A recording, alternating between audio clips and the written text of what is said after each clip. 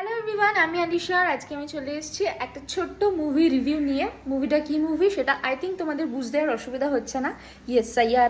তো যেহেতু রিভিউ দেবো তো সবার আগে বলে দিই, সাইয়ার আর ডিরেক্টেড বাই মোহিত সুরি আর যশ রাজ ফিল্ম থেকে প্রডিউসড হয়েছে।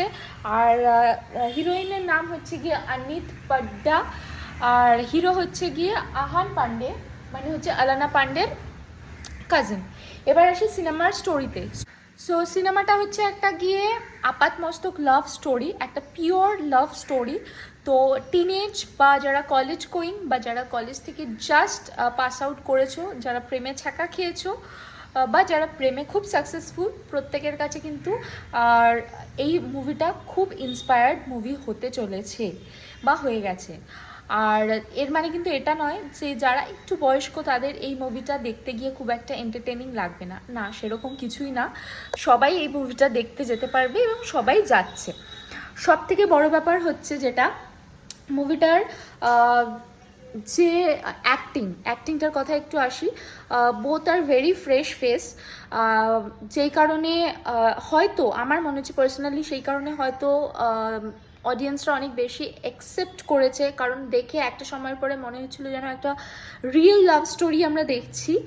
আর ফেস ওয়াইজ দুজনকেই খুব ভালো লাগছিল, কারণ দেখে মনে হচ্ছিল মেড ফর ইচ আদার। খুব একটা ক্যাজুয়াল লুক ছিল, স্পেশালি অনিত পাড্ডার লুকটা খুব ক্যাজুয়াল ছিল, যেটা দেখতে খুব ভালো লাগছিল।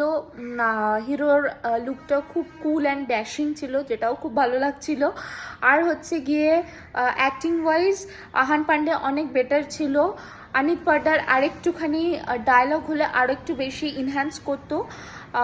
আর আর কি বলবো, হ্যাঁ, আর গানের ব্যাপারে তো আলাদা করে কিছু বলারই নেই। গানগুলো এখন রিলে রিলে মুখে মুখে মানুষের ছড়িয়ে পড়ছে।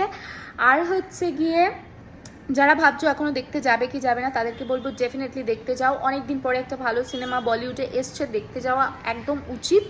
এবং এরকম সিনেমা কিন্তু সচরাচর বেরোয় না। আমি কোনো সিনেমার সাথে এই সিনেমাটাকে কম্পেয়ার করবো না, বাট এই সিনেমাটার মতন ভালো। এই সিনেমাটার লাস্টে একটা হ্যাপি এন্ডিং আছে। আর হচ্ছে কি, হ্যাঁ, যারা যাবে ভাবছো তাদেরকে প্লিজ বলছি হাতে একটুখানি বেশি করে সময় নিয়ে যেও। 5-10 মিনিট আগে গিয়ে পার্টিকুলারলি নিজের সিটে বসার চেষ্টা করো। অযথা দেরি করে গিয়ে যারা অলরেডি গিয়ে বসে পড়েছে অন্ধকারে, তাদের চোখে ফ্ল্যাশ লাইট মারার কোনো দরকার নেই। আর প্লিজ সিনেমা দেখতে গিয়ে চুপচাপ সিনেমা দেখো, বেশি কথা বলো না। পুরো হাউসফুল যাচ্ছে সিনেমা হলে। সো যারা ভাবছো যে যাবে তারা 2 দিন আগে টিকিট কেটে রাখো, অন্তত এই সপ্তাহে। সো এটাই ছিল রিভিউ।